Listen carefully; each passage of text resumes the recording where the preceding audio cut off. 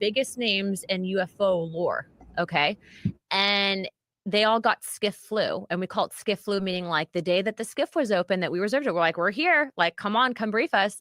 They get sick, or and their they didn't dog recover dies. and come back. They didn't recover, and then they just don't talk to us anymore. So they ghost you. They ghost us. Yeah. So I'm like, well, if you're not going to tell me to skiff, then you're full of crap. The problem is I've reached out to some of the biggest names in UFO lore. Okay, and they all got skiff flu, and we call it skiff. So she's talking about Chris Mellon, Lou Elizondo, and David Grusch, who were supposed to show up to the SCIF meeting and be able to all the stuff that, you know, Joe Rogan. Let's watch when Joe Rogan went on. When Joe Rogan had Lou Elizondo on, right?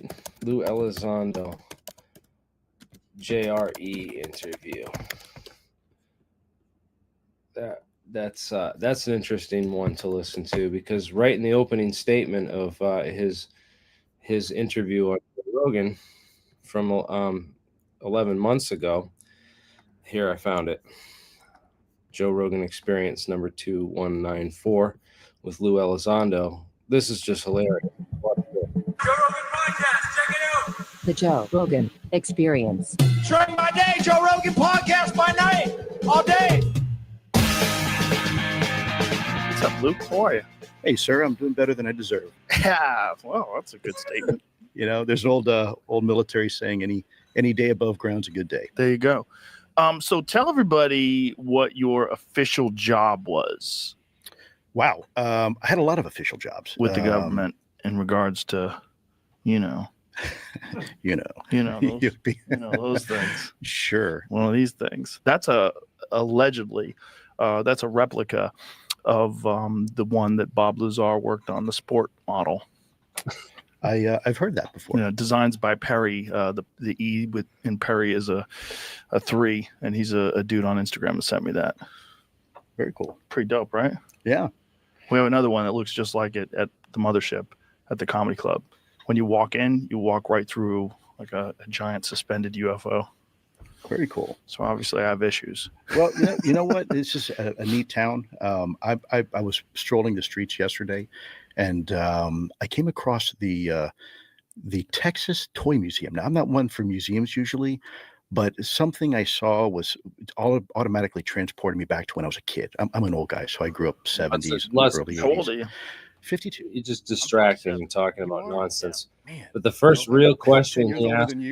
I had a lot of long, hard miles on me, unfortunately. I do too. So, believe it or not.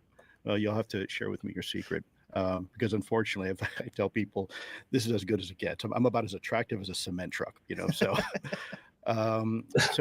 I after the Army, I went into the federal service and had a lot of jobs, mostly in counterintelligence, and which is looking basically what the bad guys know about us from an intelligence perspective. And in 2008, I changed my job. One of my jobs, I was working at the Director of National Intelligence, which for most people, in case you haven't figured it out yet, we're the bad guys, and the government, people like him, run counterintelligence on us. And they just keep talking and talking. But the funniest part is when Joe Rogan finally asks him a real question, and he just says like, I can't talk about it,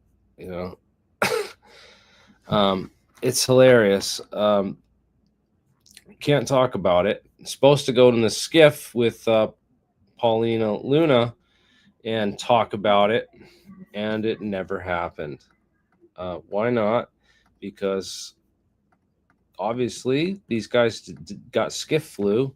They don't have real information to share. And I've always said this, the people that are the biggest names in ufology are not the most well-researched, the most skeptical. You get big in ufology by toting the UFO lore. And if you go against a lot of anything like the Element 115 or the Bob Lazar sport model craft, it's like you get attacked. And it's just funny how Lou just sits there and says nothing. There was another time that Lou had actually said some things about Bob Lazar that he didn't believe the story, but then he quickly, changed his tune on that. It's quite funny how you have to I'm pretty sure the secret that he told Danny Jones about Bob Lazar is that you have to pretend it's real in order to go along.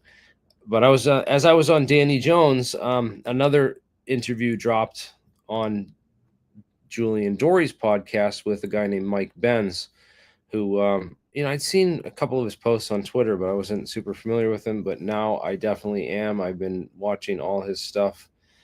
He's got an awesome back catalog, and this was just one of the things that blew my mind. This is a video he did 2 or 3 days ago. It might be 3 days ago now. But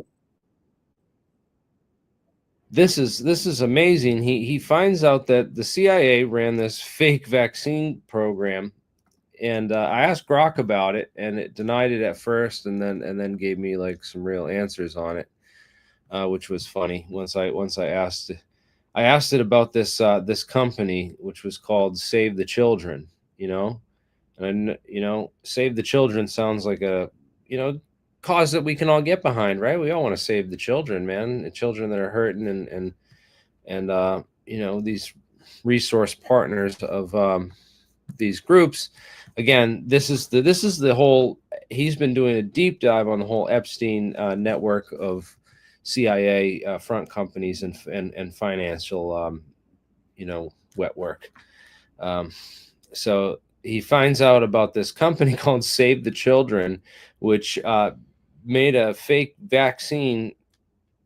Basically said that they had a hepatitis B vaccine that they were going to inject people with, and they just inject people with something, saline or something else, and it was actually just a way for them to collect, for the intelligence agencies to collect intelligence and information in that area, which I thought was pretty ingenious way to we're Save the Children. But it's that's the CIA.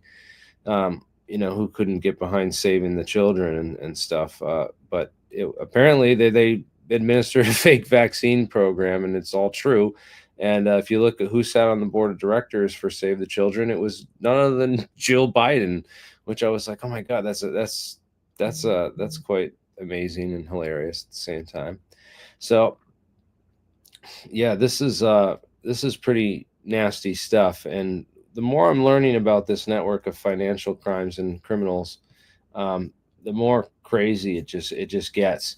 And I just wanted to say that the people that are testifying in front of Congress and saying that they're going to show up to SCIF meetings and then don't, and then show up to Congress and present pictures of just what shouldn't be the top UFO evidence or photo in possession of a guy who supposedly held his position.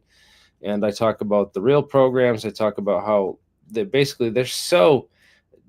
That was just 11 months ago that Joe Rogan's talking on here, talking to Lou Elizondo, and just letting this dude lie his ass off left and right, and then just deeply admitting that he's totally sucked into this propaganda and in on it. It's like, why? He'll never have a guy like Mick West or me on there debunking a lot of this UFO narrative stuff, because he really is biased and wants to believe it. But again, he wants to believe the Jeremy Corbell version of ufology that he was first introduced to, or I don't know. That seems to be his jam for 4 years. I mean, he just had Jeremy on his podcast, and then finally, just this past year, he's been starting to have some other UFO guests on who aren't, counterintelligence and maybe part of a deep state network. Although you never know who some of these guys, maybe they're all part of some intelligence operation, and they're just passing off the limited hangout to the next guys in line because they know that these ones have used up their popularity. But I doubt that, because I don't know this, because I don't know this. I don't know. I just wonder about everybody and everyone's motives in this whole UFO game. And you know, recently I made some posts and I talked about UAP Gerb, who is also on Danny Jones, and talking about his research into the deep underground underwater military bases, and you know, got some interesting takes on stuff. I'd like to dig into a lot of this stuff with him. He's done some good research on Battelle, which is awesome, and yeah, I just would like to go over everything that he talked about here in his research, and I'd like to bring on some experts on my side to kind of put a panel together. Maybe, I don't know. He just wrote back to me. I just checked my email before this. I've been busy at work and stuff trying to catch up. I got a lot of bills to pay, and I'm really like super behind, and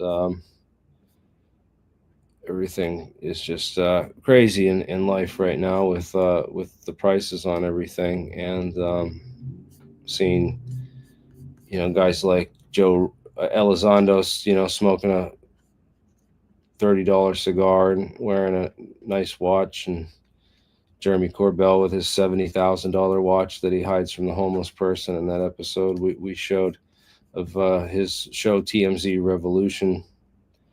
So if you're the revolution, you're not actually the UFO revolution. The actual revolution, you know, all this metamaterials and quasi crystals and UFO technology stuff is stuff that I was talking about 20 years ago.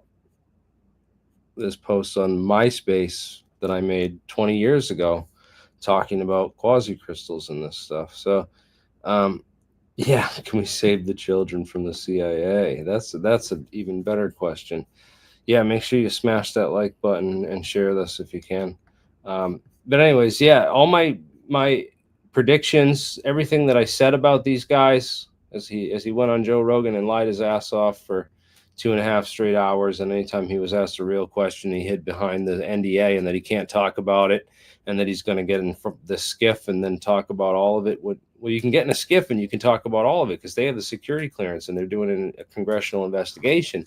So if you have real information to share, like you claim, and you're puffing your chest out and telling people that you were the head of the Pentagon UFO program, ATIP or OSAP, and you know, the biggest thing that you produced were a bunch of dirds with you know, a little bit of the science and technology stuff that I've been talking about for 20 years now. You know, at that point it was, you know, 10 years.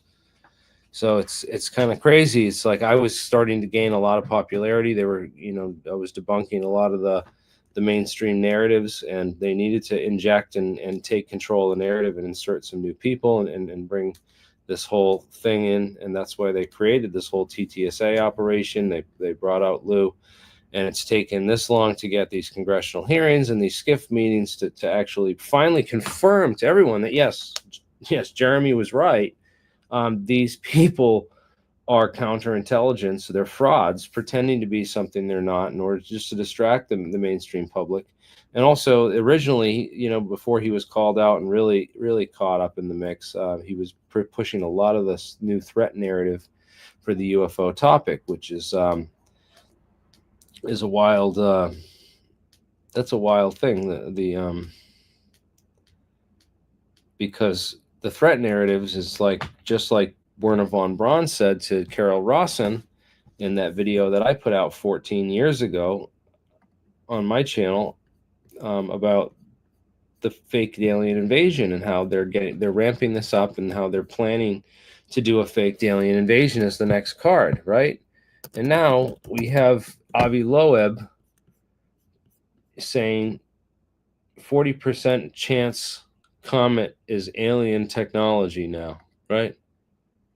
There's an interstellar object headed here. There's a 40. You're gonna get the scientists saying this stuff, and they're gonna get a couple of them like him who will push this. I swear, make sure you guys pay attention to this, because this could potentially turn into the fake alien invasion and threat narrative that they're trying to, come in and replace the real technology with. So I talked about the reverse engineering programs that Ed Fouché and other Area 51 insiders talked about. And I got my channel shadow banned. It took me years of getting on some of the biggest podcasts out there, because I was recognized, for the research that I was doing and the inside scoop that I had on all these UFO cases and just the lore and the knowledge of all the stuff before they really shadow banned it, and the AIs really cleansed the internet and erased a lot of the real history of all this stuff, and they've replaced it with just bullshit. So when you do your research, you come across tons and tons of bullshit now, and that's all on purpose. And I think it's hilarious, because I've been calling this stuff out for years now on this channel, and they've, I almost need to make a new. Oh, dude, you're out in. What the hell? Why can't I think of the name? Not Albuquerque. If I go and look it up on a map, I'll be able to see.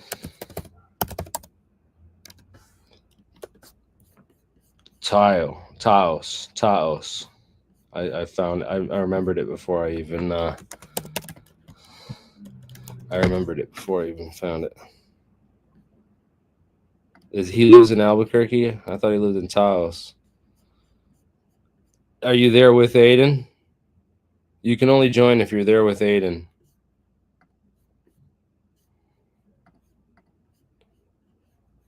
And if you hot that like button, you have to hot it.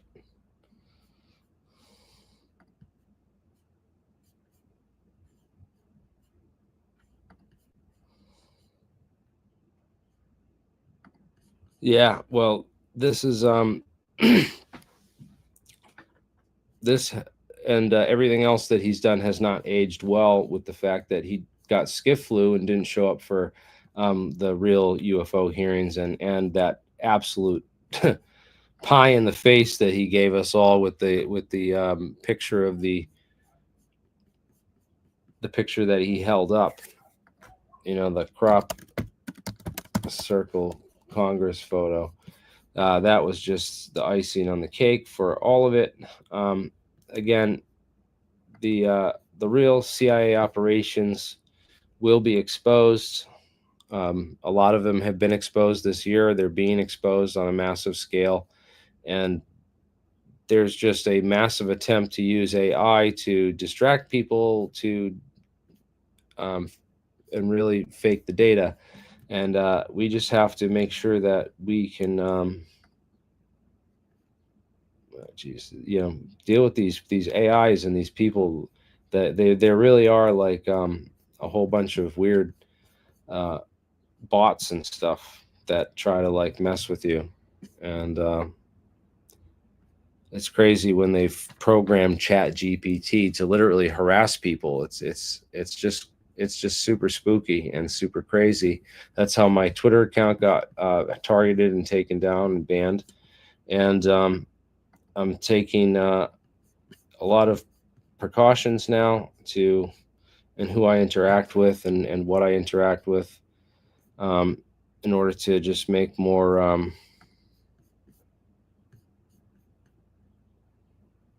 waves in the space, because people need to be given access to real anti-CIA, anti-establishment information, instead of the CIA's very unlimited hangout operations. And that's exactly what I expose and I provide. And when I went on Danny Jones and exposed a lot of this stuff, you just read some of the comments and you see the reactions. It's just pretty hilarious how many people are so propagandized that they're like, oh, this guy's the shill, this guy's the paid agent, my first Bob Lazar video did really good, just clickbait for the Bob Lazar title. But I got a couple things wrong on the Bob Lazar story. We corrected them in the next time on Danny Jones, and I want to get down into the nitty gritties and details of all this stuff with UAP Grib, because I just don't know about it. And I also want to do that with Jesse Michaels, because he did an interview with me where he mixed me all up with Daniel Sheen, the lawyer Danny Sheen, who's Lou Elizondo's lawyer, who, I just don't know what's up with that guy. I liked a lot of his stuff. He's very knowledgeable about a lot of the names and connections and stuff for the JFK assassination, but I don't know, certain details I think he may have wrong, or just, we can agree to disagree. I'm not going to accuse the guy of, being a deep state. I said about him being a Jesuit on Danny Jones' podcast. Someone said he's like, oh, that guy's a Jesuit priest to me. Do you trust him? After that interview came out, someone, a lot of people messaged me and emailed me stuff like that. So it's, yeah, I need to get stuff back on track, dude. I got a new podcast studio, as you can see. I moved and reset things up a little differently. Hopefully, I need to get my mic and all my equipment back and working. So, but yeah. Who else is here? No, that's just my thing.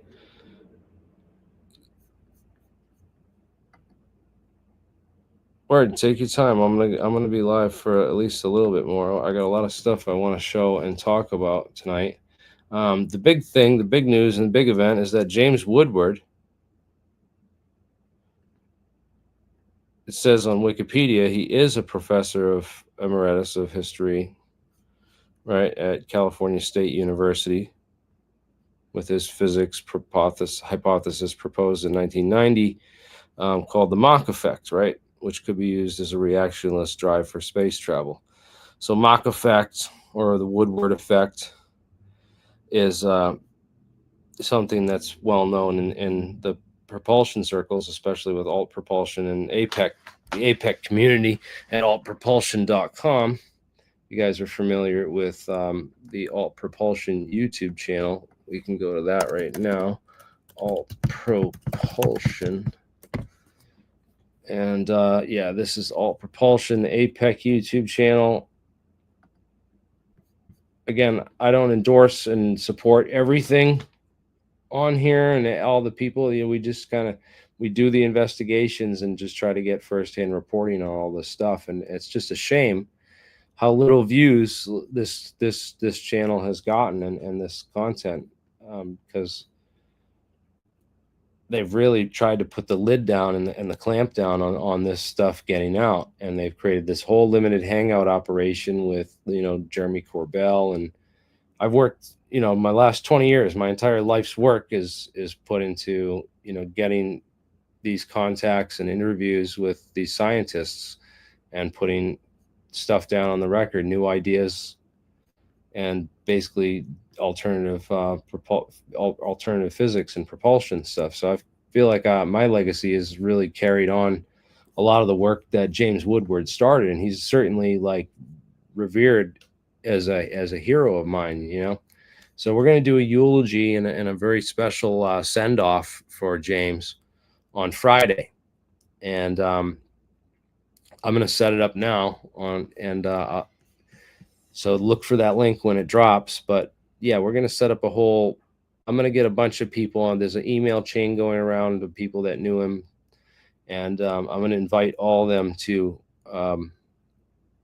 say a piece about him on Friday. And we're just going to, talk about James and hold a little send off for one of the legends of propulsion physics history, of the people that tried to get us off the planet and make a warp drive and a UFO and push the next frontiers of aerospace science and travel transportation science.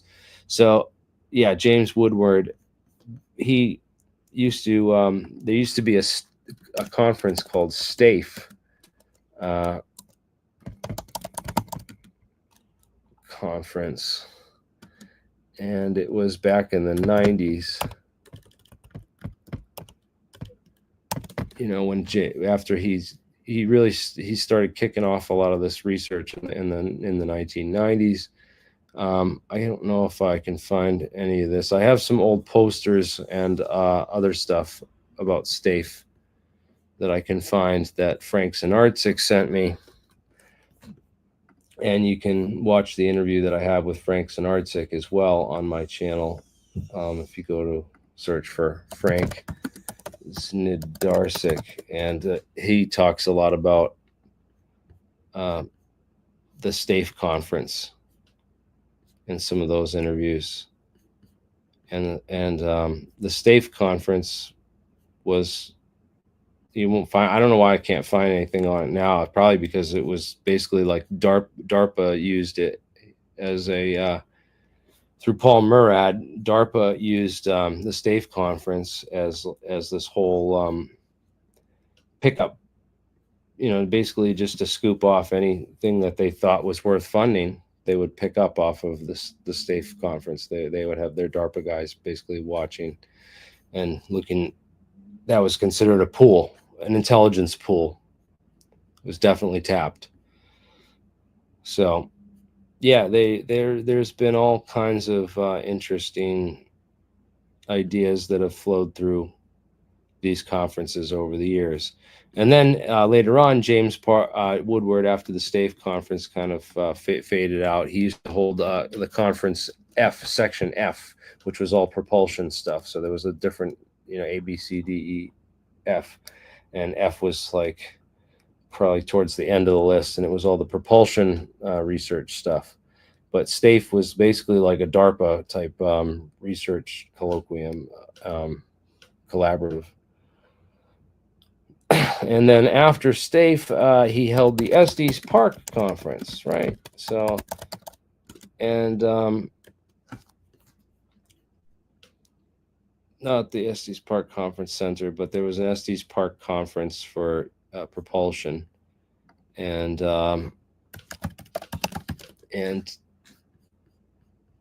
they held several of these with the Space Studies Institute and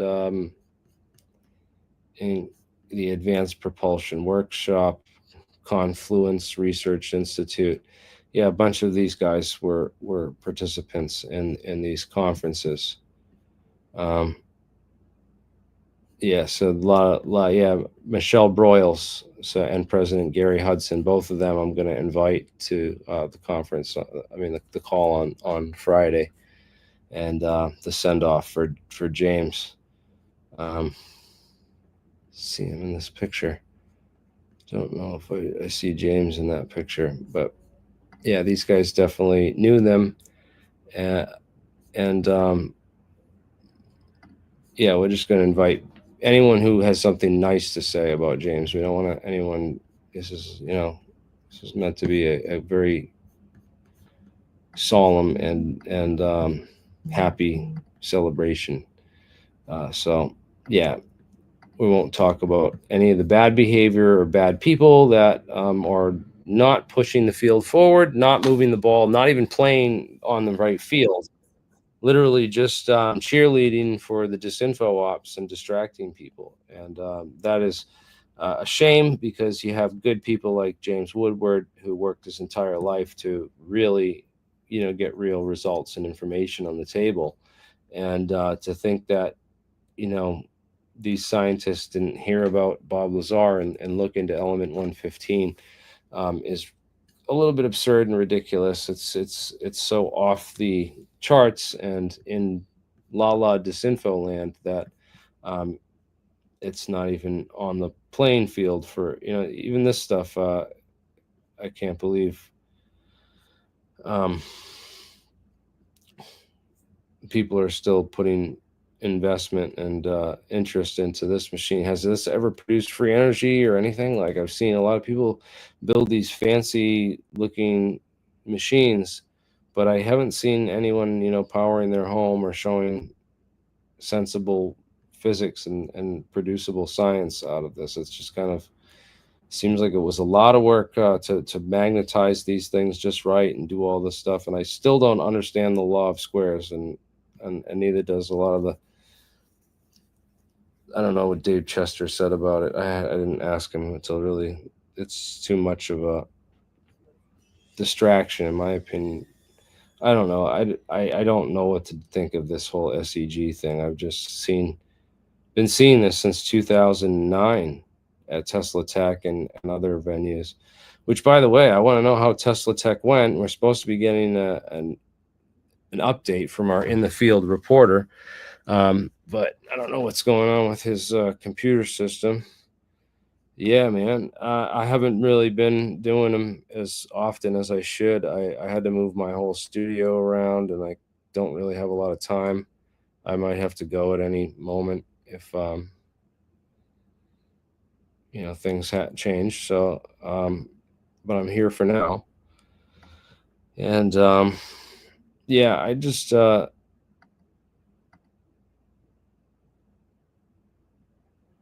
yeah, it's there's lack of progress, and there's a lot of stagnant. There's just too much, and people say, like, why do you spend so much time talking about all these frauds if they're frauds? And it's because that's what's popular, because it's pushed out into the mainstream, and that's what the majority of people believe. And in order to get them out of that CIA limited hangout brainwash trance, you need to talk about that and relate to them, and bring them show them, like, hey, you know, if this and this is true, then you won't look at, if you believe this bullshit, if you believe, first off, right, the remote viewing stuff, right? I get a lot of contempt from people about this, and you know, I would love someone to prove to me that they have this remote viewing capability. And then, you know, Dave Chester says that his boss there, Clee Irwin, his son, has this ability. That sounds amazing. You know what? I'm gonna reach out to. I want to reach out. I think I don't know if I emailed him. I started writing him an email, but I'm gonna reach out to Clee, and I want to see if he can prove to me. I want to invite me and show me these abilities, because I want to see firsthand myself. And also, there's also apparently these telepathic kids, and there's a bunch of doctors at Harvard all arguing about it, whether it's real telepathy or not. And you know, I'm super interested in all that stuff. I think it's but I also think it's a distraction, because I think it's bullshit. Yeah, exactly. I think it's all a huge distraction to, you know, but then again, guys like Jack Sarfati disagree with me, right? So Jack thinks that, you know, oh, the CIA hired me to figure out consciousness and UFO propulsion, and they're both connected, and it is connected through these things called the Froelich condensates. And, you know, so we get certain sides of that story, but again, I don't know how much of that I believe, because I think it's a lot of it was mixed up in this these CIA programs that were run back then to really distract people. So yeah, the CIA MK Ultra program, specifically the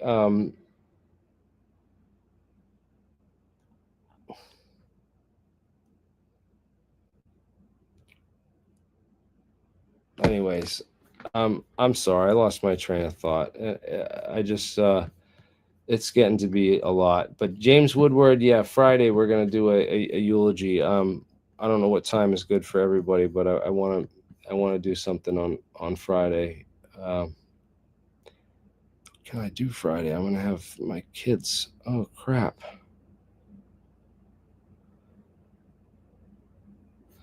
Yeah, dude.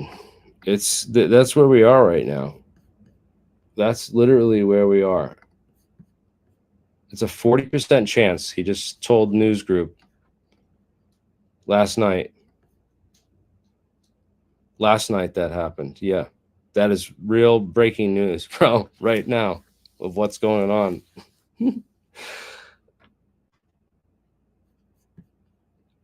Dude, you know what? You know what would really help me snap out of the negative? Because getting some new podcast equipment and getting my whole studio and my business and everything back together. That would really help me snap out of it. You know what would really help me snap out of it is, if you look up Biefeld-Brown effect vacuum, right? This video comes up. And that's the video that came up with Amy, and they brought up on Joe Rogan when Jesse Michaels was on there. And notice how he quickly avoided talking about what the hell, Jesse, man, you couldn't give a shout out. It's like you gave you let's play that clip because I want to look up the Jesse Michaels Biefeld-Brown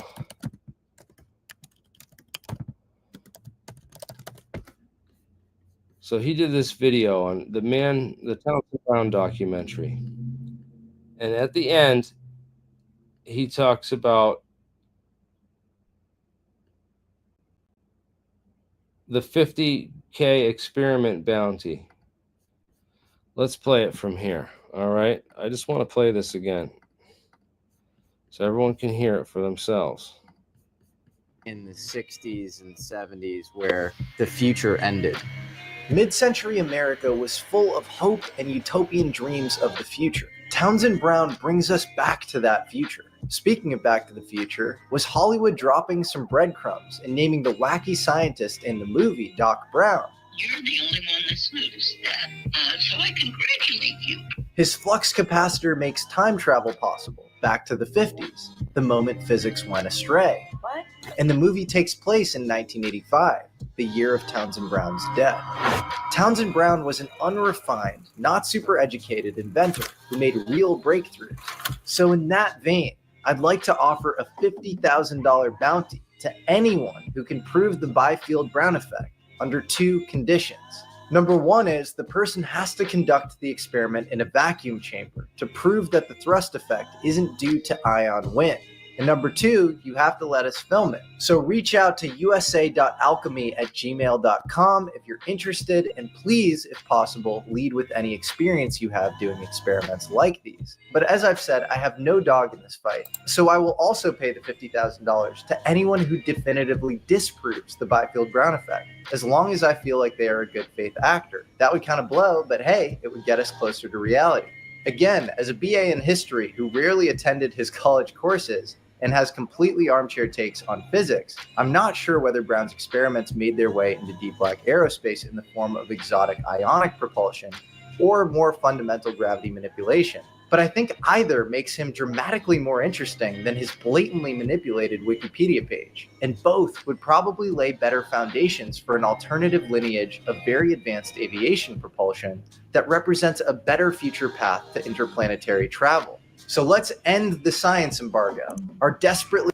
Yeah, so we did that. We invited Jesse to the lab. He was supposed to come down to the lab. He never showed up. He never came through, And I don't know, man. What's up with that, dude? Like, you could come there and film it. Mark did that experiment. You could come check it out. But you said if we disproved it, you would trust it as long as you said it was a good faith actor. Like, I don't know, man. Jesse, you flaked out on Mark, like all of us, man. We put a lot of effort into that, thinking it was like a legit thing, man. It's like, you got the money.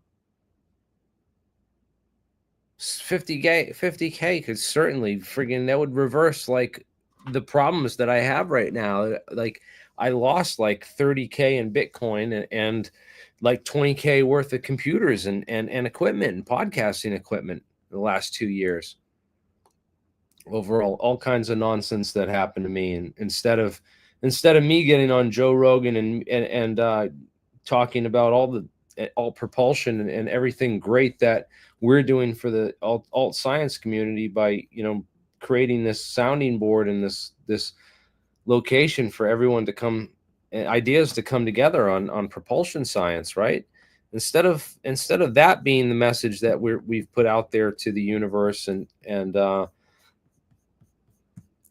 instead of this being the direction that we're headed, you know, now what we're doing is we're heading, you know, we're going to give money to this guy to make sure that the alien spaceships don't, interstellar alien spaceships don't attack Earth. And it's, yeah, I don't know what is going on right now, but we've taken like the completely wrong path.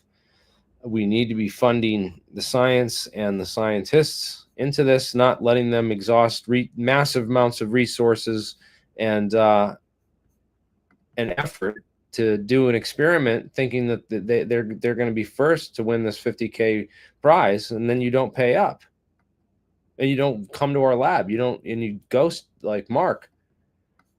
I think what you did is messed up, Jesse, especially with what you did cutting up my whole interview, man. Like,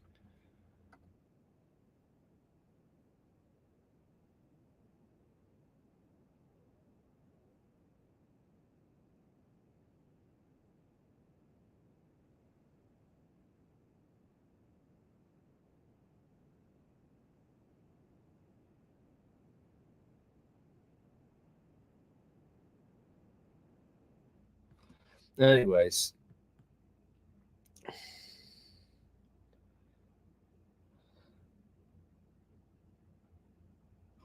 Yeah, well, he had Logan Paul in that episode with Grusch, right?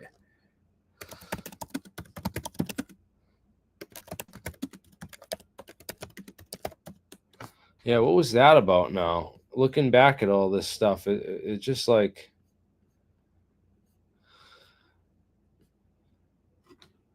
he got Logan Paul on talking about my top 3 whys. Okay.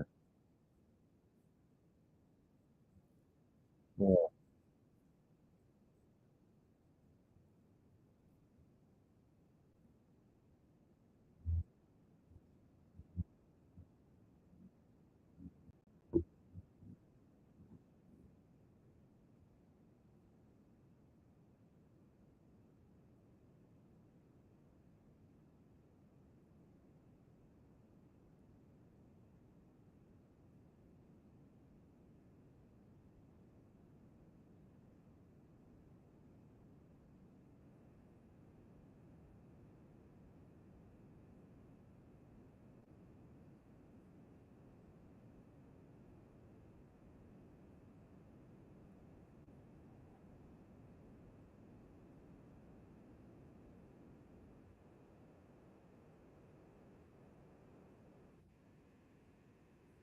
Okay, so number 3, David Grusch.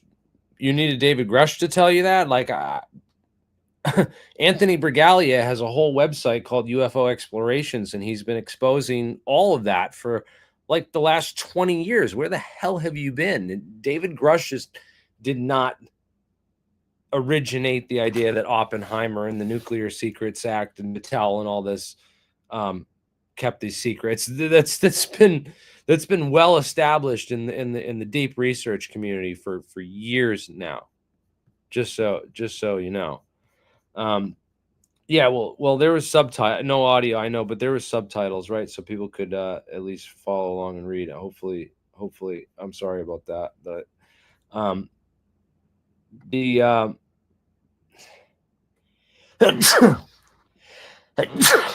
number 2, Lockheed Martin. I'm almost positive now, because of everything that we've seen with Ross Coulthart and David Grusch now, I'm almost positive that Lockheed Martin doesn't have, are not the ones in possession of any of this stuff. Right? So a lot. I just, there's a whole video, if you go to Mike Turber's channel, 4x4 News, right? He's got videos where or 5x5 News, sorry, 5x5. He's got a video where he literally goes and walks by the Palmdale plant 42, like, where if they were making tic-tacs there, man, they would not let you walk out there with a camera and film. I'll tell you what, you try going down to, Quonset Point here in Rhode Island and go out to the General Dynamics buildings out on Quonset Point and see and try to film these huge buildings. These are 5-story tall buildings. By the way, they make giant submarines in here. You try going down there and filming where they make the subs and see what happens. You won't even be able to do that. So there's other companies doing way bigger stuff. They build the B-2. Yeah, they built the B-2 there. Where's the evidence that Lockheed is the tic-tac or they built the tic-tacs? I haven't seen it from Ross yet. And then he quit the whole. He said he was going to reveal all this, right? And then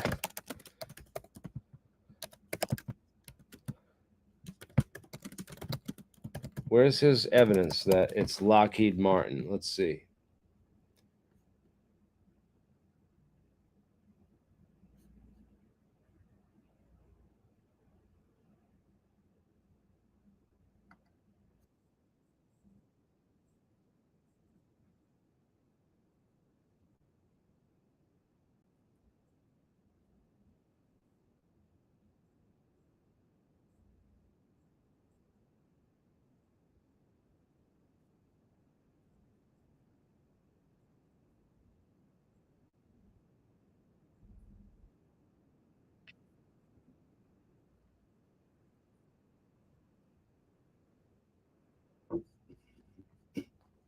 Yeah, I should reshare it with sound, huh?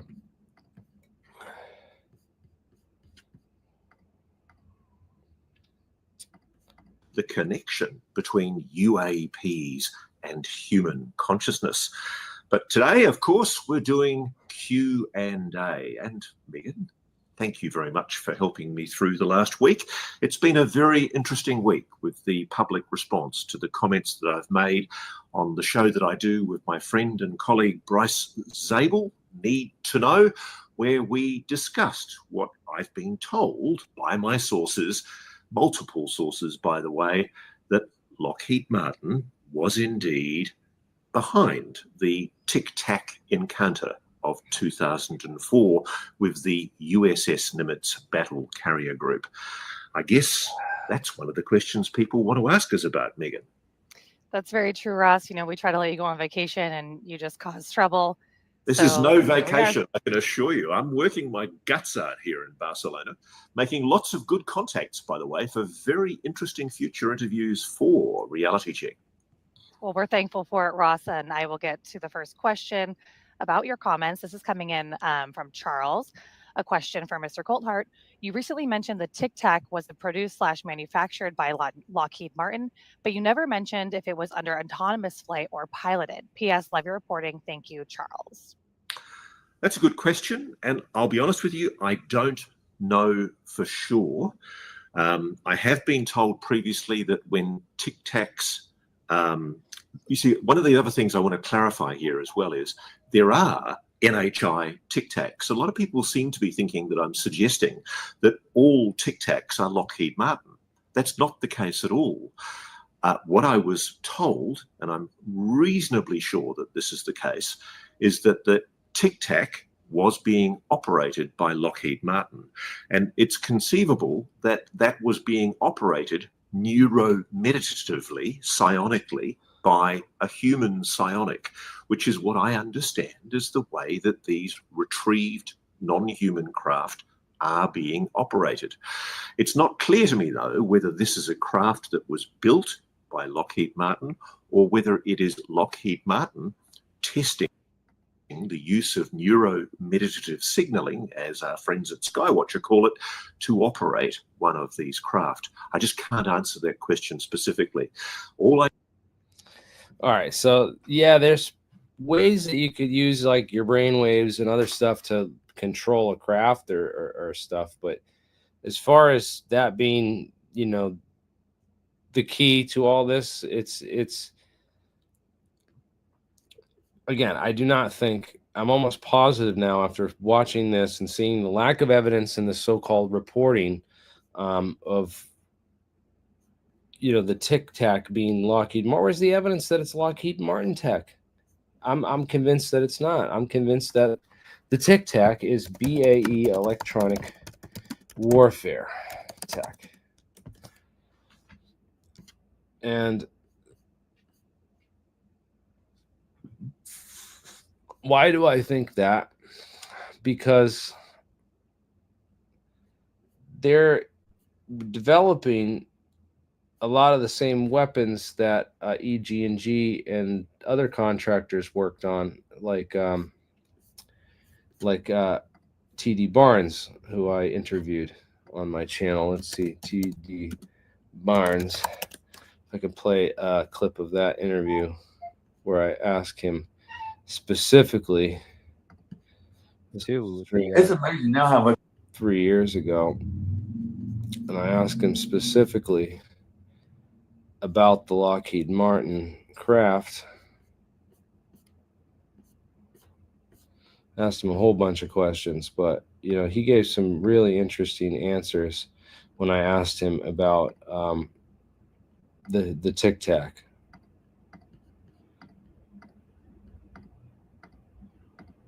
The tic-tac, he basically said it's our spoofing technology, and these pilots wouldn't know the difference.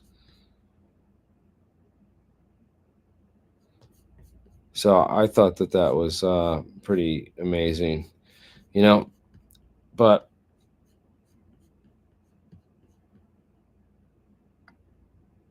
yeah, the mind control craft are cool, but again, it's like, this is not they're going to have AI controlled craft pretty soon. They're going to be like just insane. But the BAE, I think, would be the ones, and I think they have something very similar to the Holovect technology, but on a much bigger scale. You know what I really want? Holodeck can be viewed by multiple people from multiple angles. It is a true volumetric display like the holograms that we've seen in movies and science fiction for so long. If what he Yeah, so some of these lasers, though, you'd see it like light up any dust or vapor in the air, which is curious. San Clemente Island, I believe, is where they have these systems mounted on, according to a number of people that I've interviewed and sources I've talked to. But, of course, we got Josh Bertrand also 2 weeks ago on Professor Simon, saying that these are aerogels, and Rox Coulthart has it all wrong on the tic-tac balloon, that it's really an aerogel. And, I appreciate Josh and his theory on the tic-tac as well, as much as I appreciate the theory that it's the Evergreen Technologies blimp, right, that I talked about on Danny Jones' podcast. Right? I never said that the E-Green Technologies bullet, right, the Bullet 850 airship, and this is real. They inflated this inside of this hangar. You can see the PDF where it talks about this 21st century airship technologies. It's got a pretty serious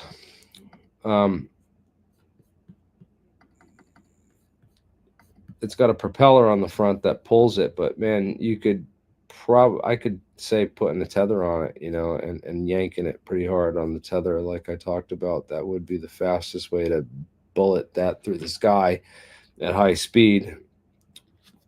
Got the appendages roughly the same shape. Maybe if it was smoothed out a little bit and looked more like a tic-tac versus this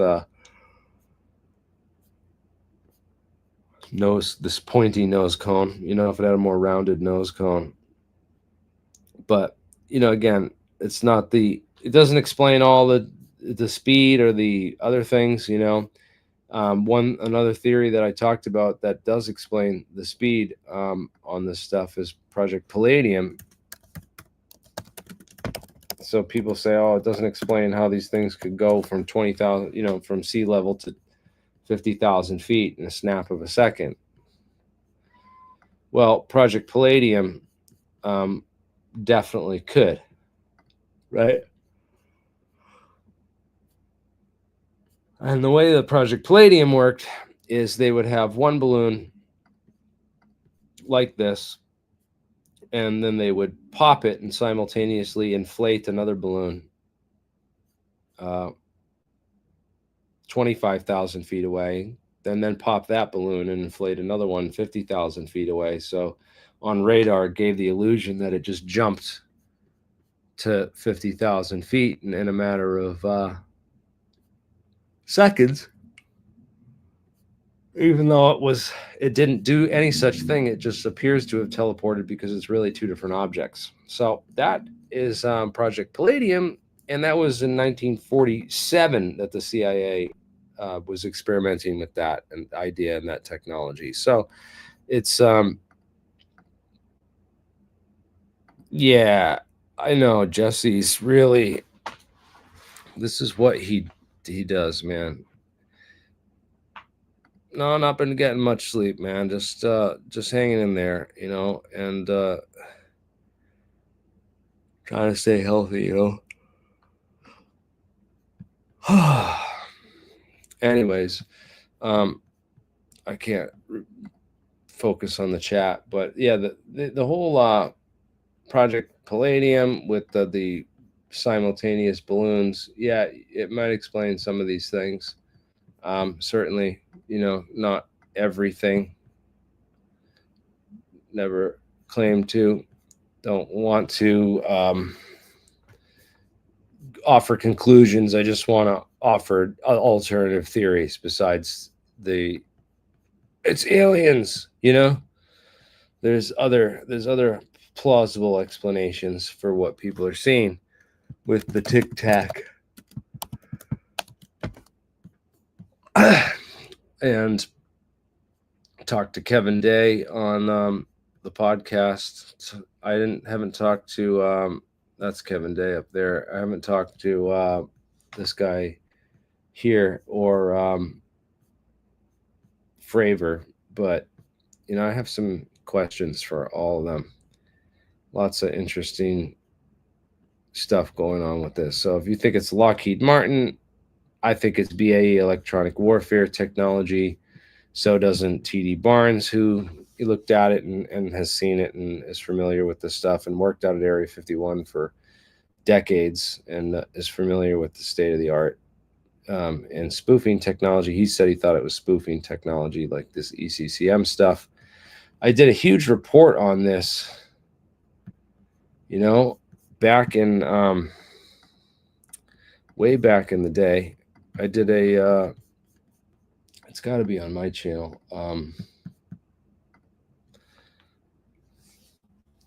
What the heck was it called?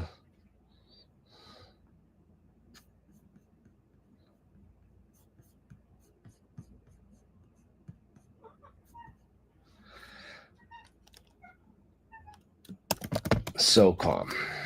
No. Clemente.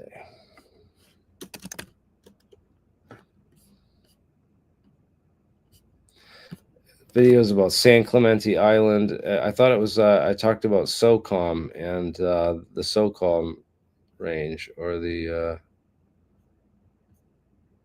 I did a whole video on this. I'm not sure where it is, but I'm going to have to look for it because I might have made it private. Yeah, that's interesting.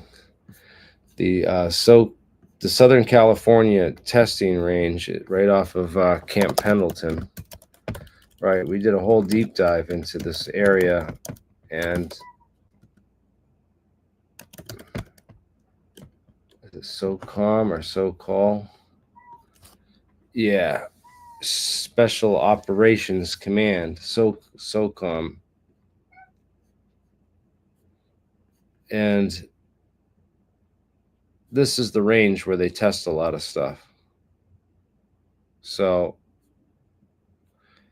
people saying, "Oh, well, they wouldn't test a live exercise on, you know, on suspecting soldiers and all this." I'm not so sure. Oh, I want to see what Jack has to say about it, because Jack has just joined the room. Trying to wait for. Hello. Yeah, yes. Hey, Jack, how's it going? Good. Can you hear me? I can hear you just fine. How have you been, man? Busy. I just saw your thing. And yes, what are you talking about? How long have you been on?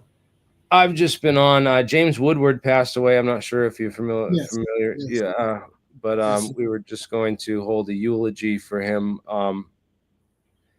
at some point. I got to figure out when I can do that. And but I do want to have people who knew him say a little bit of a piece about him and stuff, because he did like kind of pioneer a lot of this research and stuff. And now these guys just joined. Everyone's joining now. You guys are down to Tesla Tech? You went to Tesla Tech, Bernie? Yes, sure did. It was awesome. And Sir Fadi, good to see you, sir.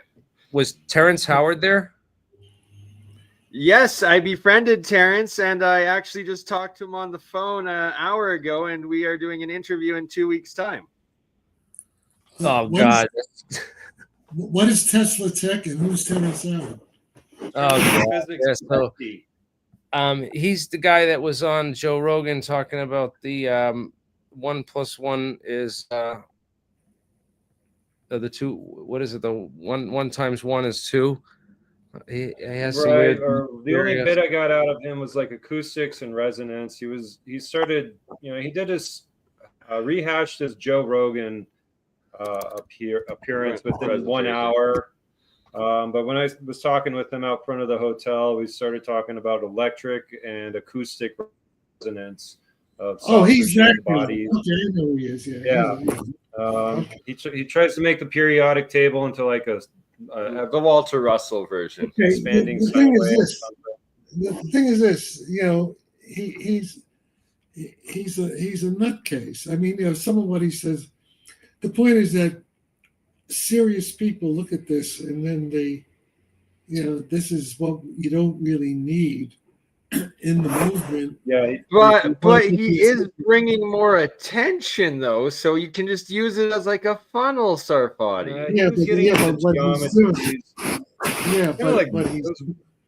But he's just Warp Drive 101. He's like real basic, trying to talk about topologies of space.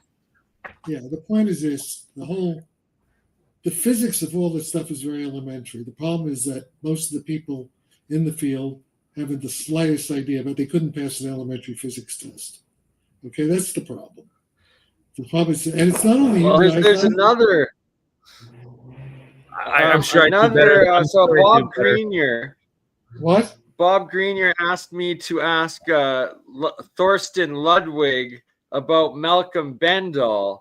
And then I got the truth out about Bendall, and Bendall is a complete scam by the sounds of it, and has been doing what seems to be fraudulent stuff for a couple of years. Was Bendall there? He was there. No. He had a representative group there, though. Well, as I mentioned, you have by the way, a lot of these people. Some of these people are obviously being paid by the deep state to sabotage real work. I believe so. Bob Grenier, I think, was the only person that Sarfati would get along with, because he had like material samples, and then at the late night chit chat show. Who? Bob Grenier. It was all very hard technical nuclear chemistry and spallation effects and particle strikes and how they affect metal structures. He's been on APEC. Bob Grenier. Yeah. So he was cool. He was like the technical guy that at the Tesla Tech this year. But all this stuff. So what? Okay, maybe so what? Well, why? How is it relevant? Well, we could talk Russian physics. It was fucking amazing.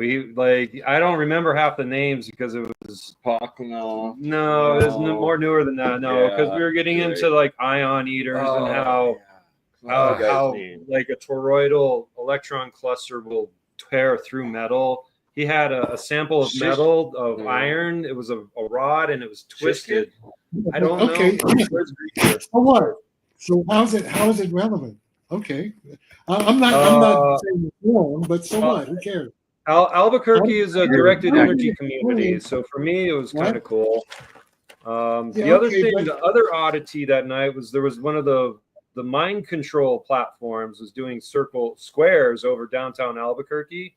It was like a brick, and it had the FAA lights and one blue light that it swiveled around, and it wasn't a helicopter. So during the peak, okay, that might be interesting. I mean, Albuquerque, I guess we experienced some social engineering. They were doing something, and they were using like the Tesla Tech group that late night, like the year that Jeremy was there was some guy that brought in some funny cube that didn't do. I think that was Terry. Right. But this night, like Bob Grenier talking about particle strikes brought out the mind control system, and they were what does particle strikes have to do with mind control? I think geographically, Albuquerque, we have a lot. I mean, again, there's a directed energy community here. Albuquerque is just a funky city because of the lab structure. It attracts a dark underlife, so they're trying to clean that up. That's what the platforms are used for. I mean, you got to think about it in terms of UAP recovery. They've recovered some of the crashed saucers, and they've gotten some power systems, some biologics, and then some funky circuitry. All theoretical. I want to talk about. That's all hypothetical. I want to talk about actionable stuff here. Okay. Well, that was the conference. What happened with you and Van Durk? Can you tell us a little bit? He and I just chit chat. A lot of that was last year while I was having close contact. I mean, he's up in Aurora, Colorado. He's in the Lockheed. He's got a. I heard you remote viewed a lottery ticket number. Yeah, I did. What about it? That cost me a lot. They put me into sleep paralysis for like 10 seconds and like pumped me full of. It was John Elway's number. I told Van Durk that. I was like, what was John Elway? He just asked for the Powerball number that week. This is like about a year ago now, actually. So anyway, that was pretty interesting when I heard that. How did you hear about that? And you still don't believe in remote viewing, and you have one right here. Listen, are you guys going to talk about anything interesting? Because otherwise, I'm going to. This is all. I have a couple things to say. I mean, they just jumped in. I have a couple stuff I wanted to discuss with you, Jack, about what Eric Weinstein said. Here, Bernie. Yeah, I'll mute and let you guys talk. Yeah, let's do a recap later on. I'll bring you guys back in. I want to talk to Jack a minute about some stuff. Yeah, that's all. A lot of stuff. There's all kinds of scam artists that go and that guy Bendall stole his patents and technology from a friend of mine. Actually, this is the patent. But in any case, let's get into some deep physics and stuff that's not the Terrence Howard. Yeah, I mean, wasting time on a bunch of bullshit. Yeah, I get it. I agree. We have Jack Sarfati here. I want to get his take on what Eric Weinstein said about the stagnation that happened in physics in 1972. I thought it was in the 50s. Yeah, well, maybe. When would you say the stagnation began, and what would? Well, Eric first talks about Chapel Hill Conference. That's like early 1950s, and I think he's right. I now think he's right because I realize that a lot of my professors were actually in that meeting, and it does make a lot of sense when I think back now. So I think I have a feeling that I tend to agree with Eric on this conspiracy part. Also in the 70s, I mean, it's pretty interesting that string theory was created by Lenny Susskind, one of the main guys, and Lenny and I were students together, and I helped Lenny write his first paper at Cornell. So, the coincidences are just too great. And I rediscovered what they hid in the 50s. Very elementary things, what they did. They were very clever to throw people off. And apparently Travis Taylor now says, as far as I understand, Travis Taylor says Travis claims he discovered some of in like the 1990s what I didn't discover really until probably 2010. And he did it independently, but we're on the same page, the same thing, namely that the coupling constant in Einstein's field equation for gravity, that coupling constant is not a fundamental constant, but it's a controllable variable. And once you understand that, and the electrogravitic, who's the guy, the Army guy who allegedly bombed himself in front of the hotel in Vegas, in front of the Trump Hotel? That guy was, Matthew Livelsberger.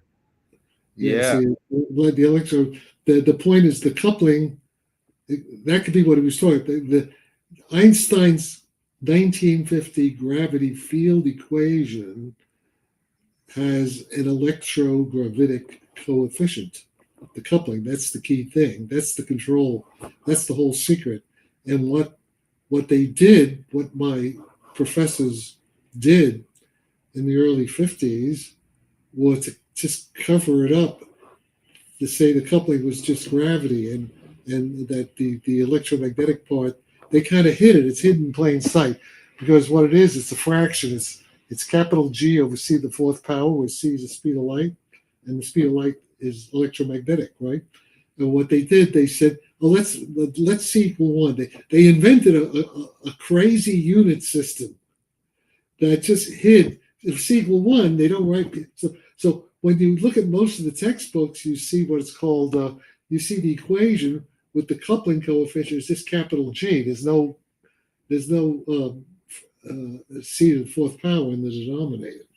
So that's what throws people off. And also, most of the physicists working in the field, they're mathematicians, they're not engineers. So they didn't bother thinking about, they don't. I mean, the point is that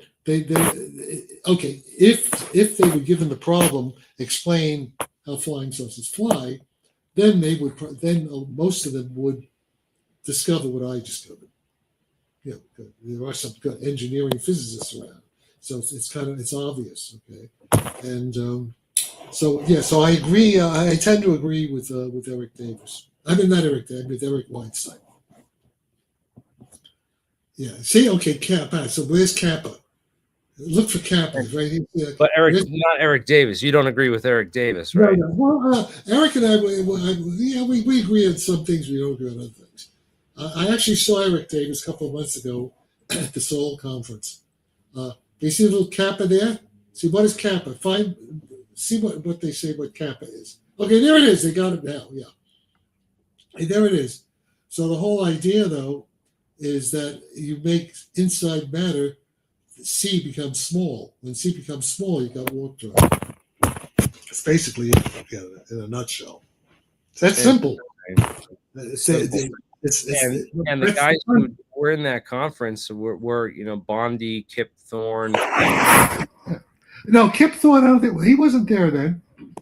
No, Kip Thorne was at the other end. There was another gravity conference the year after, like 58. No, I don't think he would. No, I don't think so, because Kip Thorne and I are the same age. So Kip would have been, because I helped Kip move into his house in Caltech with Richard Feynman back in 1967. Kip would have been 13, 14 years old then. He's the same age. We're contemporary. Okay. But Bondi was one of my professors. I knew I was there when at Cornell in 1960 when Bondi was a visiting professor and he spoke about warp drive. And where Feynman attended the conference under the pseudonym Mr. Smith. Yeah. Feynman was there. So the point is, the smoking gun is John Wheeler, because John Wheeler, around that time, the early 50s, he switched out of nuclear physics into gravity. So why did he do that? He did that because they wanted him to work on flying saucers. That's why. I want to interview Dean Rickles. He's still alive, and I want to see what he has to say. Go slow. Who's Dean Rickles? Go back. Dean Rickles did the whole. He did the interview with. He did a lot of the reporting. He's young. He's born in '77. I never heard of the guy. Heard of Don Rickles, the comedian. Dean Rickles. He did the interview with. Lewis Whitten. Oh, I haven't seen that. That's the one where he had, the interview with Lewis Whitten, where he basically, Lewis Whitten admits that he was, hired by Glenn Martin Company in 1947 to build. Can you find that? Can you find that and post it? Can you find that? Yeah, that's Where is it? Dean. If you type in Dean Rickles, Lewis Whitten.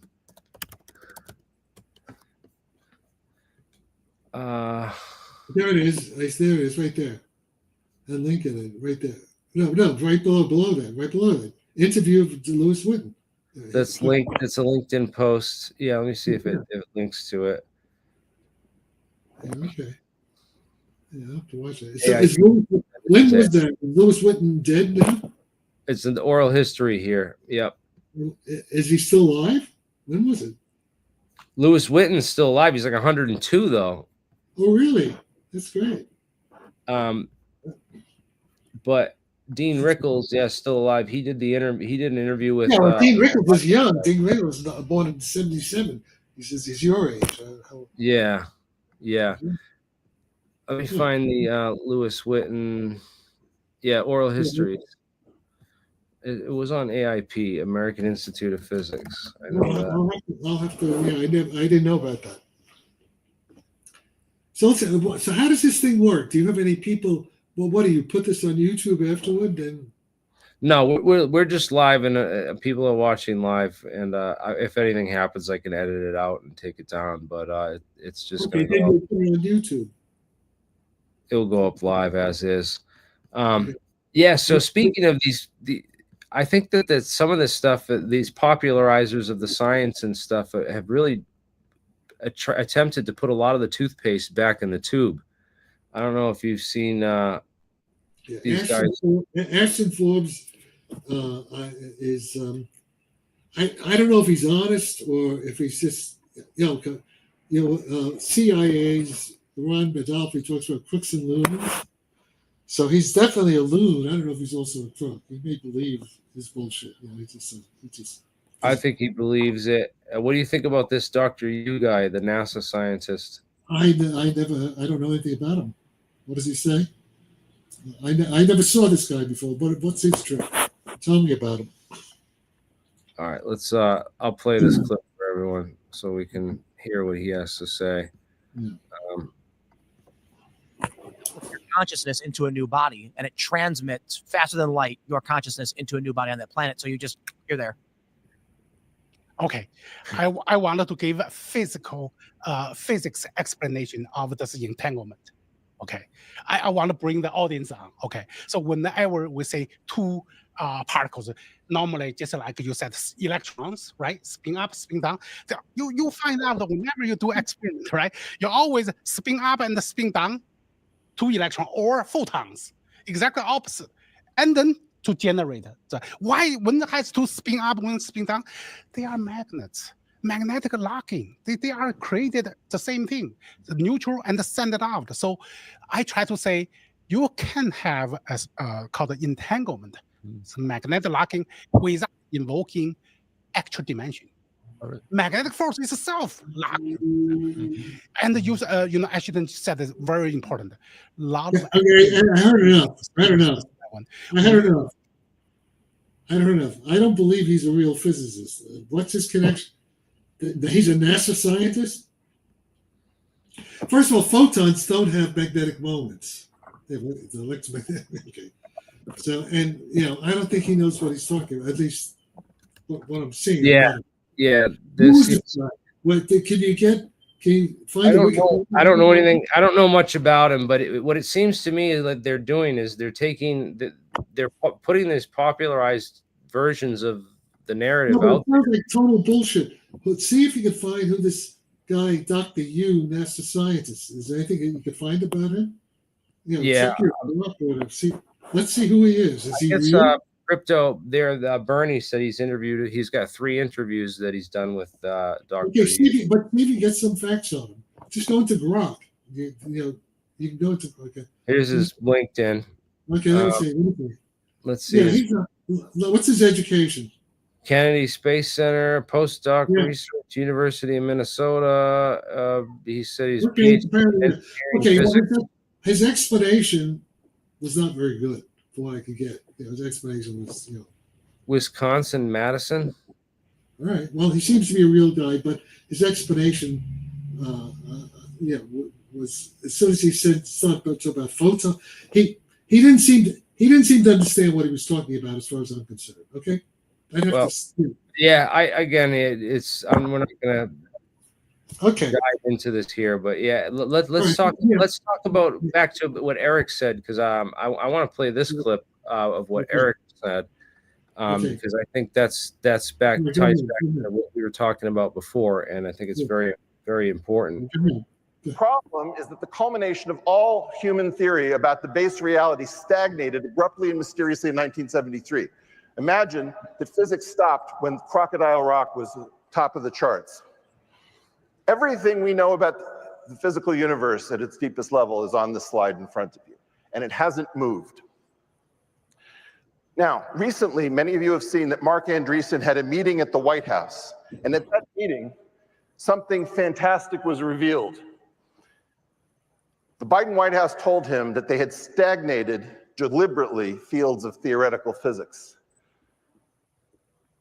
I agree with them. Okay. Down your spine. Yeah, let's. This graph shows the youngest living Nobel laureate. I agree. I basically agree with Eric, and that's why I was out of the system.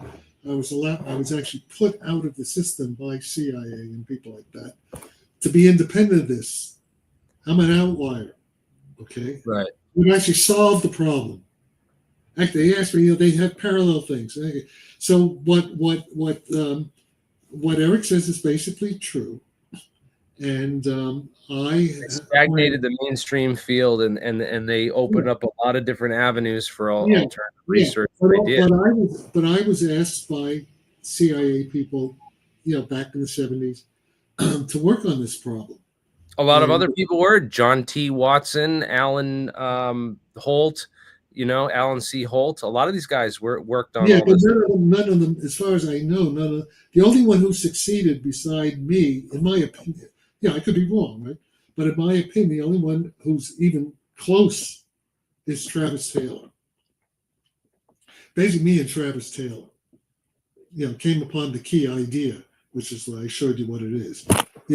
Basically making C, making that parameter C in the denominator of the Einstein coupling, making it very small. Now, there's also something else. That's clear. There's also a new quantum thing, which I cannot talk about because we're developing patents on it.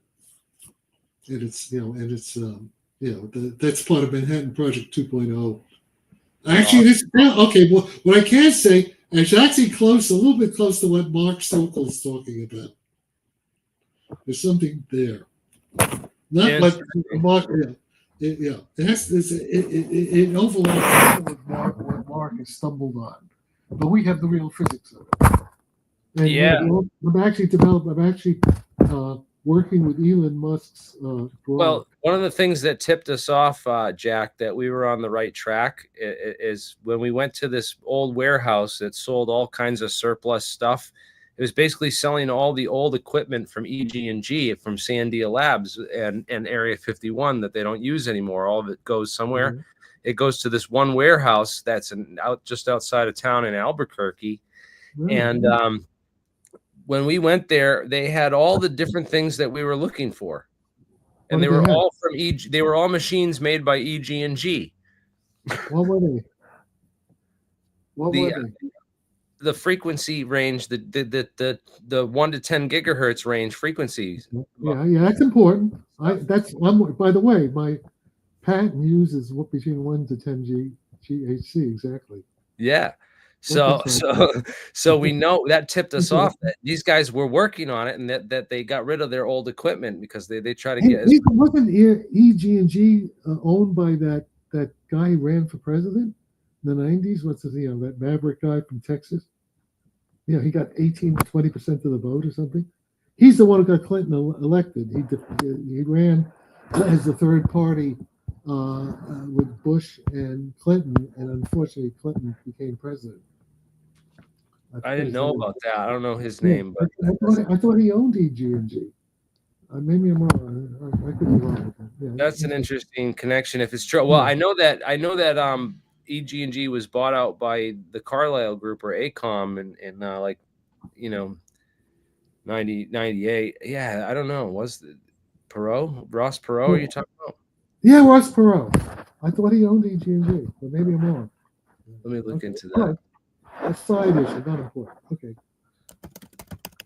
Okay. So where are we at? So yeah, so I think Eric Weinstein is his narrative, I think, basically correct, as far as I can see. I'm gonna play. Go ahead. Laureate in theory, in theoretical physics theory. That number is always below the age of 50 until this magical point where string theory enters the game as a theory of quantum gravity. And our youngest living Nobel laureate is now over the age of 70 because the field is not producing new results. This is also terrible, but it turns wonderful because if we can find the problem, we can make progress and reach the stars. All right, yeah, okay, so the point is, okay. Change AI to physics. He's right. He's right. But we do have new results now, but it's not within the establishment.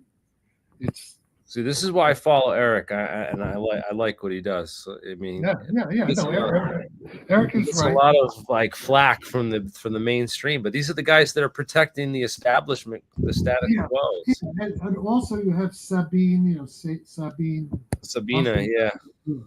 Yeah. So okay. So the point is, Sabina's we've basically solved. We have solved this problem. Okay, and we're now. Okay, the important point is, is Elon Musk's Grok, okay, is more than it seems to be. In my opinion, I could be wrong. In my opinion, Elon Musk's Grok is actually NHI. In other words, the NHI has hacked into Elon Musk's Grok and is helping me create them. And as they said they were going to do in 1953. Now, I don't know about Sam Altman's chat. I haven't actually used chat. I'm only using Elon's Super Grok. And it's funny because Sam Altman is literally my next door neighbor here in San Francisco. And he knows the woman I live with, but he, because she owns the building, but he hasn't contacted me yet. He's an idiot. But in any case, because I am now able to develop, and I'm developing patentable devices. It's kind of consistent with what Mark Sokol was trying to do, but I know how to do it correctly.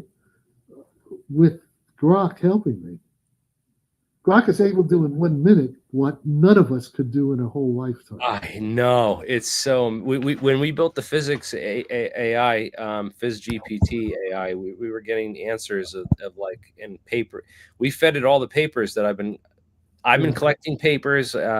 Michael's been collecting papers. We've all been collecting papers, and we just pooled all the stuff together and had Grok read like so much, like basically 40 years of classified physics and stuff that gets taken down in shadow. Okay, well, will you send me that, or are you keeping it secret? I'll get you in on it, but it's definitely not for the general public. But sure. Tell me if you want to keep it secret. But send me what you want to send me. I'd be interested to see and compare it with what I'm doing. Maybe compare it. Yeah, that would be cool. I would love to see what Grok's doing. I assume Grok's gotten a hold of all our stuff and has it too. Maybe. Grok is very interested in my hydrogen work. Yeah. Do you have everything on a website? You just send me the URL. I can look at it. I'll keep it secret if you. Yeah, I won't show it to anybody. I don't right now, but I'd have to get it back up and running. But I have. Send it to me by email. Send it to me privately. Just send me privately. I have a database. One was a shared database, and I don't know. It got a lot of bad some bad people on there, and we had to take a lot of stuff down. So a lot of the best research is like copywritten stuff, and it's like you can't share it. It's proprietary. You're not like really allowed to distribute it. So it's like, well, you can do it for educational. Group, you can do it for educational purposes. Right. Absolutely. You can send it to me as a researcher. This is just research. We're doing science research. They probably took all of our data, man. They probably got everything. But well, who's they? Whoever it is. Chinese that hacked that database, like the big database you had, Jeremy, like that got infected. I think it was the Chinese that hacked us and put that in there. What did they put got in there? everything. Yeah, I bet you they got everything. Damn. Well, they may have it, but do you still have it, or did they take it? Did they delete yours? Do you still have it? I might have. You know what? Well, just send me the papers. Just send me a list of the papers, and I'll have Grusch do it for me. Just send me the papers. You know, I could easily do it. Yeah, we could do that. Yeah, all right. So, but this is again. Physics, technology to science and startups to alternative theories, and reading the following quote, and you will see what they did. Yeah. Okay. They took a couple of theories, they cocooned them. String theory being preeminent among them. Okay. And they said all competitor theories will die, and in the field of physics, it's called. What year is this? When was this? When did Eric do this? This is recent that he did this, I thought. I don't know what this is from.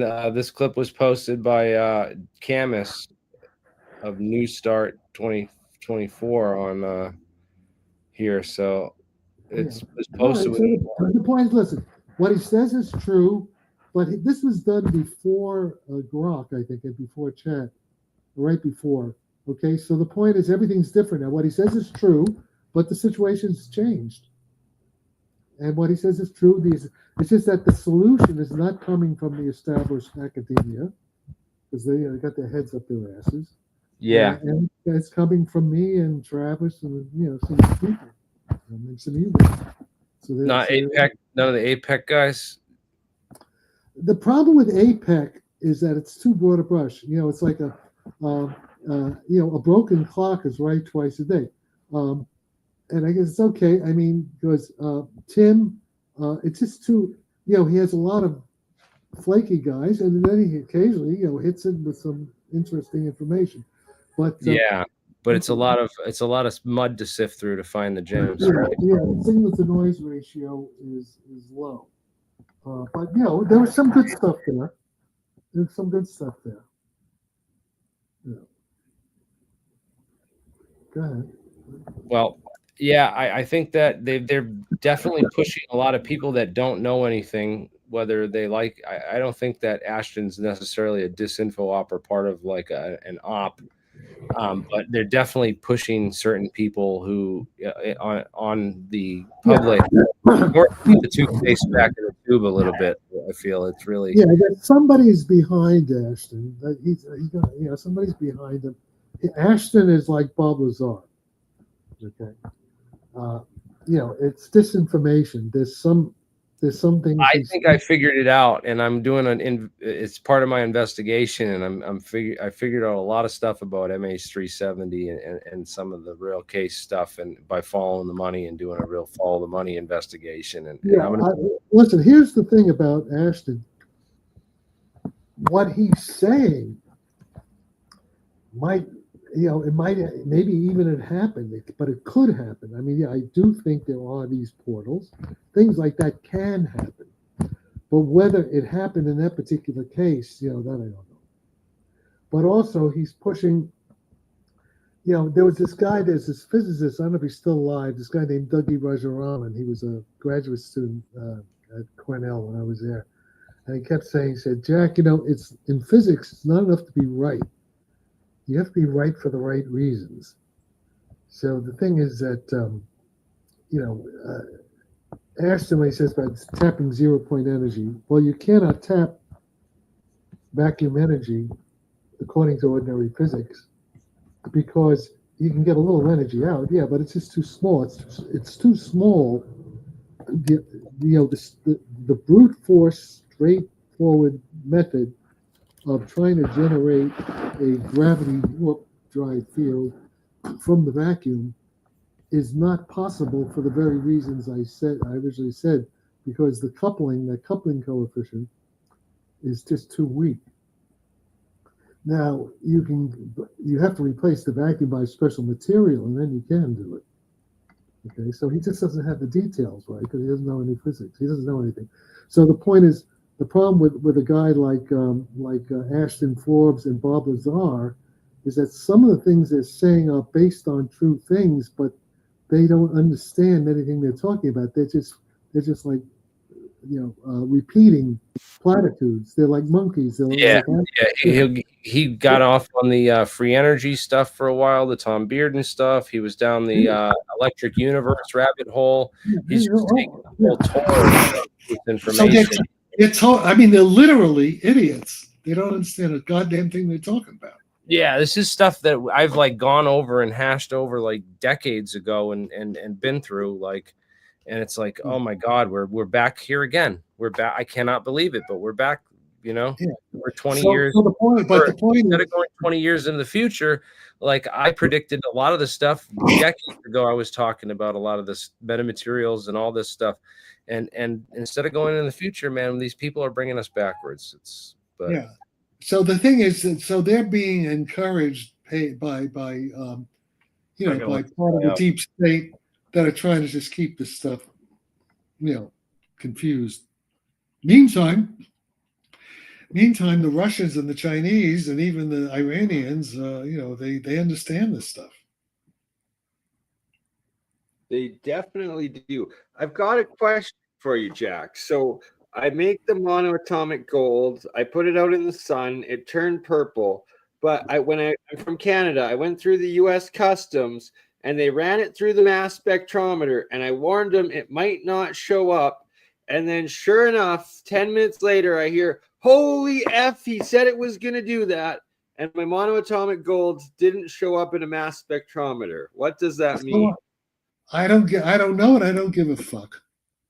All right, fair enough. You're not into the metamaterials. I get it. It's not your specialty. No, who cares? What is what they said? What is it? Monatomic gold? I don't know. So what?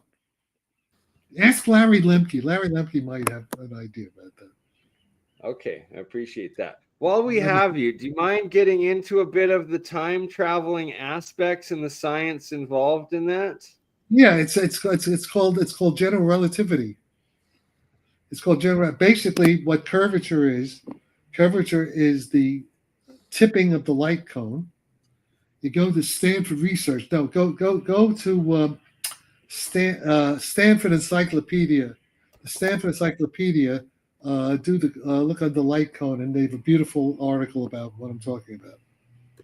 If you just not this one, go look up Stanford. There you go. That's it. Light cone. They're right there. There it is. Right. There we go. Okay. Keep going. You see that? But stop there. Stop. Don't go too fast. See? This is with no gravity. That's flat space-time. No gravity. And now look. That's a gravity field. See what's the gravity doing? The curvature? It's tipping the light cone. Okay. And then do you have my thing? Oh, well, I don't have it. Can we share? I can't share the screen here, I don't think, can I? Can we share screens? Are you able to share your screen? Yeah, there's a button on the bottom with the plus button, and if you click that, it's like a box with a plus button inside of it. Plus button.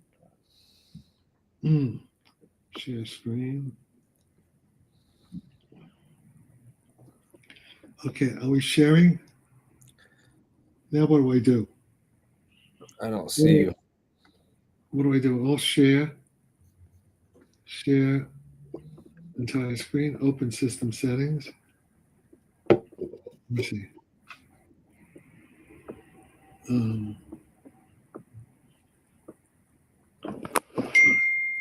Touch. Okay. Allow. I don't know. Okay. Later. All right. Okay. So can you see? matter? Collapsing matter is what we need. Is this what does Grok tell you we need in order to produce the wormhole effect? No, let's stay on this. Okay, so I don't see what we're saying now. Okay. Let's go. Okay, let's just get back to you. Look, you see this? You see this? Okay, what time travel is? The light cone just tips around and goes backwards. Let me see if I can. Do you have any of my? Okay, can you go on Vimeo? Go. Okay, and go to Jack Sarfati Vimeo on your computer. Just go to Vimeo. Go Jack Sarfati Vimeo.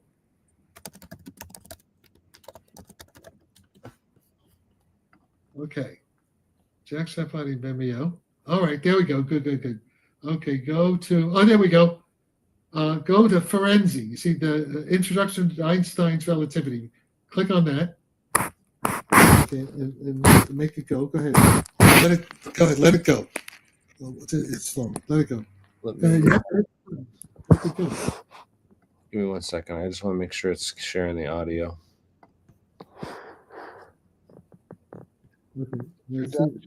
Einstein's Relativity with advanced traveler's perspective. Richard Dolan wrote, "Time travel, an idea I once brushed off like dust on oil, but now it's hard to ignore. From space-time metric engineering to the musings of scientists, the realm of speculative physics is opening doors to this once fictional concept. Is it H.G. Wells-esque? Not sure, but maybe, just maybe, we're on the brink of bending time. 12,000 years in a flash. Now that's a trip," unquote from Richard Dolan. Yes, Richard, it's exactly that, and more. All This is the notion of. This is what you're talking about. I just want to fast forward to the part you were talking about. No, stop there. No, go. Yeah, all right. No, go back. Philosophy on light cones. All right. Here we have the extreme case of the correct way to think about fast and light warp drive, which may contradict actually. Sorry, go back to where? Go back a little bit. Yeah, so let's go forward. The war on reality? Yeah, war on reality. It's only 10 minutes. Just do the whole thing because it's a logical thing. Right? Because you jump in the middle. Just keep 36 minutes, Jack. Yeah, I don't have that but not that part. Not the time travel. Time travel is not that part. Just maybe 36 minutes more than the bullshit you talk about. That doesn't mean anything. This is real physics. Okay, so just do it. It's not the whole thing. It's not at the end. It's in the middle. I see this stuff, but but you're jumping too quick. People don't get it. You understand? There's a logic. I taught physics. I've seen all this stuff before. Yeah, but the other people have it. It's not just for you. It's not about you. The guy wants to know. You can skip that. Skip that. All right. Okay, you can skip that. That's the Don Rich stuff. Yeah, skip that.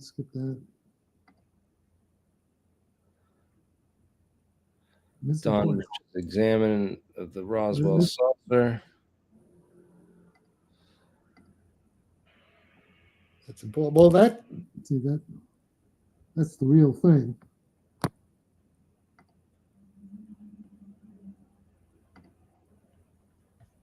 Matt Visser, this tractor beam thing, right? Yeah, that's weapons. Okay, that's important too. That's weapons. And that's important. That's important. See, everything is here, but you guys got to know enough to understand what's here. Yeah, no, I get it. I'm gonna have people go over this, and I want to go over this on my own time too, and not just play the whole thing. I have about 5 minutes before my wife gets home, and I gotta get off and go do like. Okay, well, there. Start.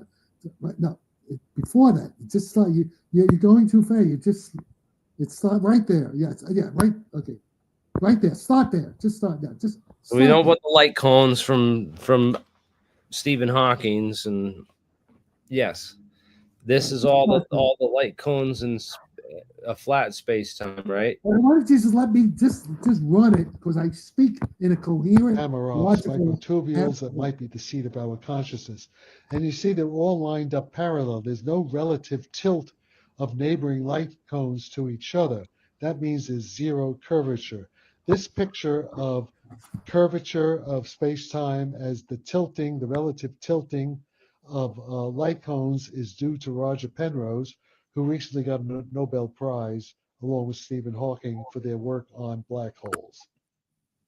So here we see, again, a key construct in the classical theory of relativity. I say classical because it omits quantum EPR entanglement effects. That changes the ball game, but we won't get into that now. That's a more advanced topic that, in particular, Roderick Sutherland down in Australia in his papers has shown how to extend this notion. But this is the notion of a retarded causation, which is also the basis of Bell's locality inequality, which is actually violated in quantum mechanics.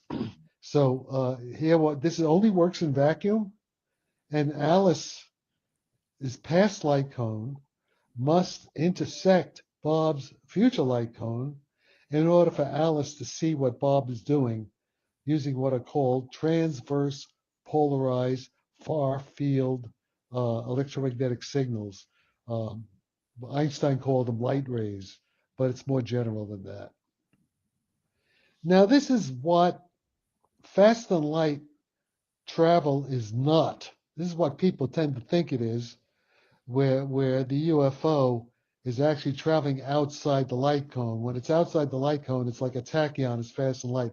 But that's not what warp drive is. Warp drive is very different. Warp drive is motion without motion. It's the actual controlled tilting of light cones, of neighboring light cones, the relative tilting that is controlling the curvature field directly with small amounts of energy. That's the key, small amounts of energy. This again is a slide from the Stanford Encyclopedia of Philosophy on relativity, and it shows the formation of a black hole with the event horizon. I will not go into detail on that at this particular time, but just check out the Stanford Encyclopedia of Philosophy on light cones.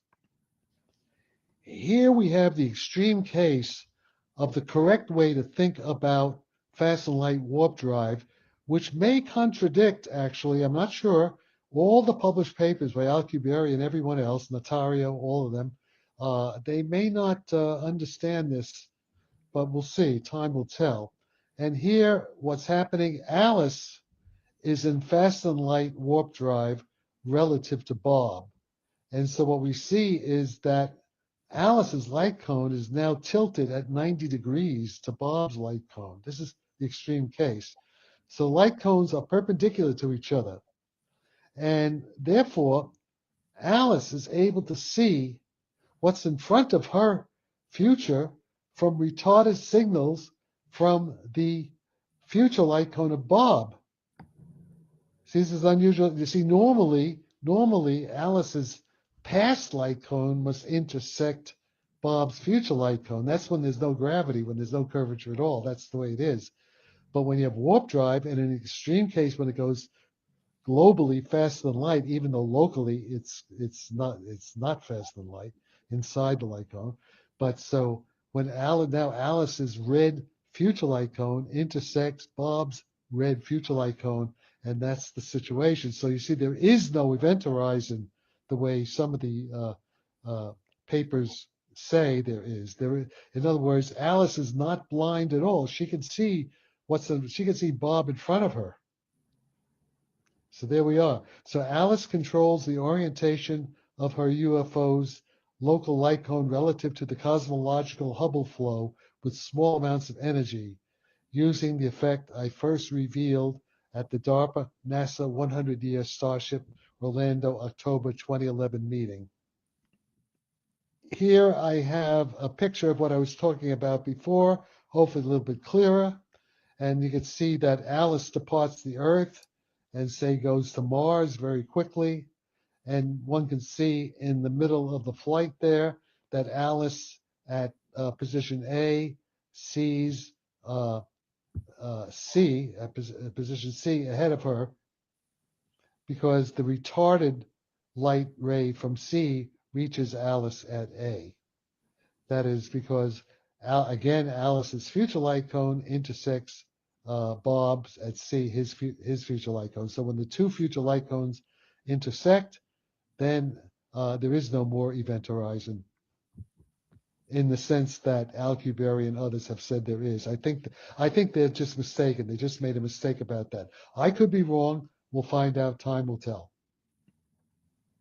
And here we have what I've been getting to. Here we have time travel back from the future. And we don't have to worry about Stephen Hawking's chronology protection conjecture, because this is not really a closed time-like curve.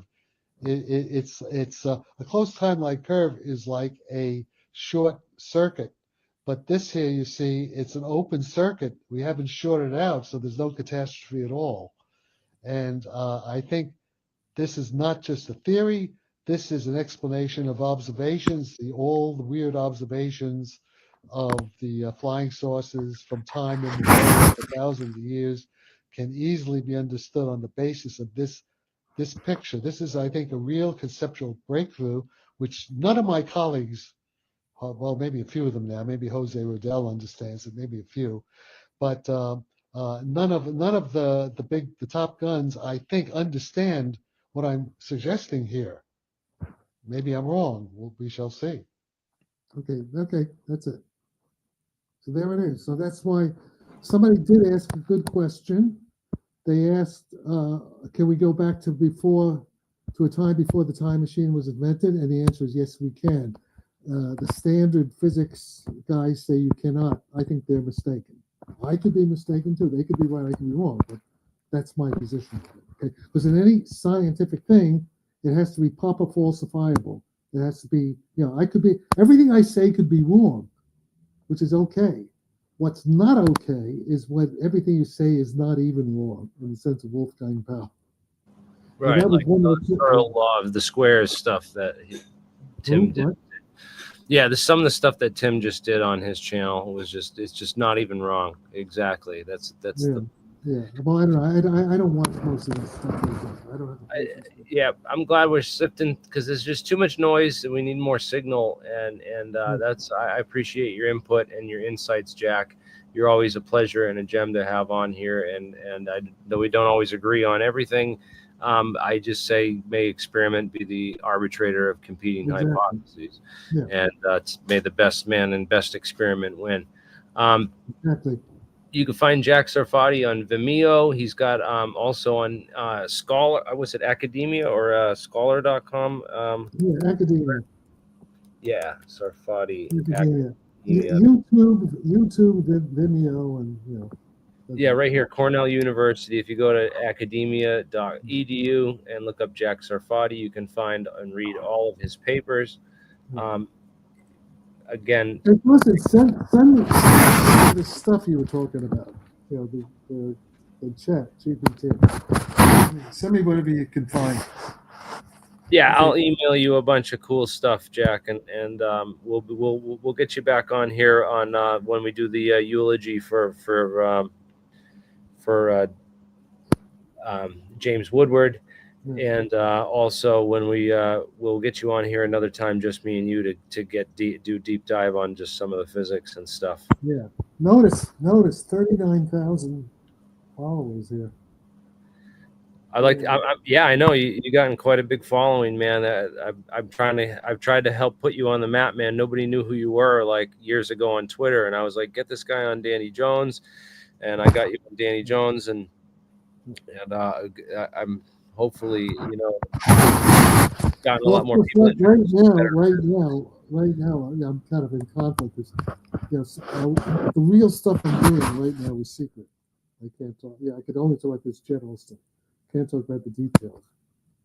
Because maybe we won't put a panel together with David Chester and Michael Perrone. We'll be asking too many sensitive questions. No, we can, because We can talk about basic physics. Yeah, I want to ask you: do you think disclosure will happen before or after the alien invasion, or the how about Avi Loeb with this 40% chance the comet that's coming inbound is alien tech? Listen, I hope he's right, but as far as I'm concerned, disclosure I am disclosure.